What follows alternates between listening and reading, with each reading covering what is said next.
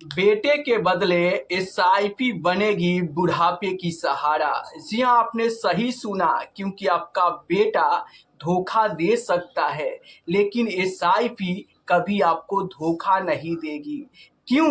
क्योंकि एसआईपी अनुशासित निवेश, कंपाउंडिंग की ताकत और महंगाई से लड़ने की क्षमता देती है।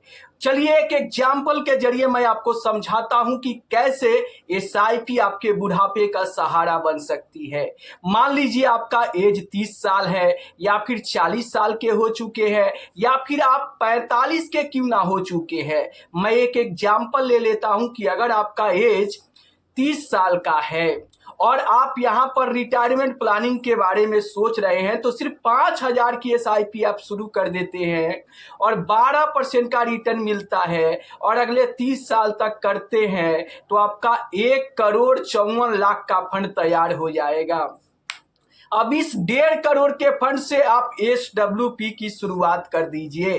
1.5 करोड़ के फंड से अगर आप सिर्फ 1,00,000 रुपया हर महीने करके निकालेंगे और आप यहाँ पर 20 साल भी 1-1 लाख करके निकालेंगे तो भी आपका यहाँ पर जो फंड वैल्यू होगा वो 6,02,00,000 रुपए का फंड का वैल्यू भी रहेगा।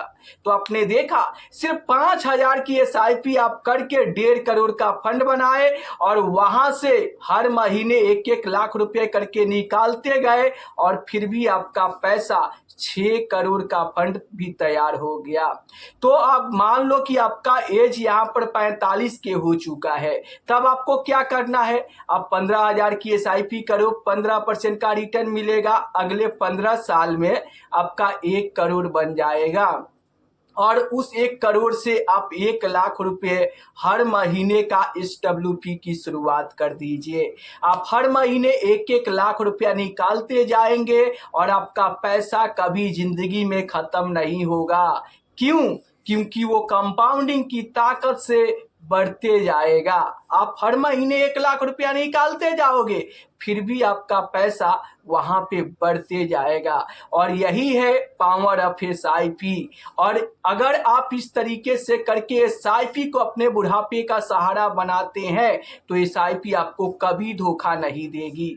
मान लो कि आप बुढ़ापे में आपको यहाँ पर जब पैसे की जरूरत पड़ेगा तो आप अपने बेटे से पैसे मांगोगे तो बेटा कह सकता है कि पापा अगले महीने सैलरी आएगी तो मैं आपको दूंगा, या फिर वो यहाँ पर ये समझेगा कि मेरे माता पिता ही मेरा बोझ बन गए। तो क्या आप अपने बेटे का बोझ बनना चाहते हैं बुढ़ापे में या फिर एसआईपी को अपना सहारा बनाना चाहते हैं? कमेंट में फटाफट बताइए। मैं यहाँ पर आपको इस वीडियो के माध्यम से यही बताना चाहता हूँ कि आप बुढ़ापे में अपने बेटे का बोझ मत बनिए। क्यों? क्योंकि अगर मान लीजिए आप बेटे के भरोसे बुढ़ापा गुजारने के बारे में सोच रहे हो और बुढ़ापे में आपका बेटा अगर आपको यहाँ पर देख रेख ना करे, आपकी जरूरत की चीज ना दे, तो आप क्या करोगे? कुछ नहीं कर सकते हो। इसीलिए मैं कहता हूं कि सिर्फ बेटे के भरोसे बुढ़ापा मत ठानो, बल्कि बुढ़ापे को एसआईपी का सहारा बनाओ।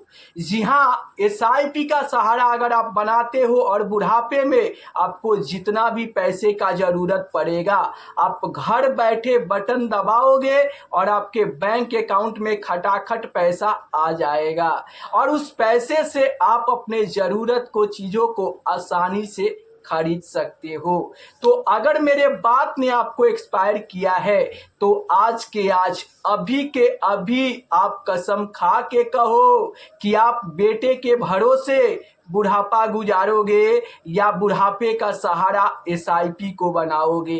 कमेंट में फटाफट बताओ। देखो, अगर आप बेटे के सहारे रहते हो तो आपको यहाँ पर बहुत तकलीफ होगी। इसीलिए मैं बताना चाहता हूं कि वक्त रहते आप अपने बुढ़ापे का सहारा एसआईपी को बना लो और आज से, अभी से आप एसआईपी की शुरुआत करके, और भले 1 करोड़ 1.5 करोड़ का फंड ना बने, 50 लाख का तो फंड बनेगा। 50 लाख के फंड से ही आप हर महीने 50,000 की एसडब्ल्यूपी करोगे तो भी बुढ़ापे मौज में कटेगी।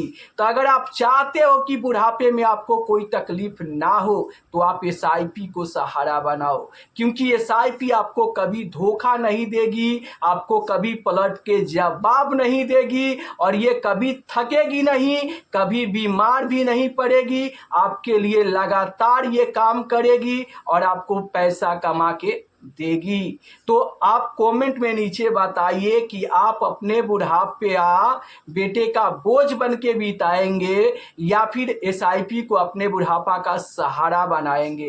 अगर आप यहाँ पर मान लीजिए कि एसआईपी को सहारा बनाना चाहते हैं और रिटायरमेंट के लिए म्यूचुअल फंड में इन्वेस्ट करना चाहते हैं और चाहते हैं कि रिटायरमेंट के लिए बेस्ट म्यूचुअल फंड कौन सा है, तो देखो रिटायरमेंट अगर आप करते हो तो कम से कम 10 साल, 15 साल, 20 साल, 25 साल के लिए आप करोगे और इतने साल के लिए small cap mutual fund best हो सकता है।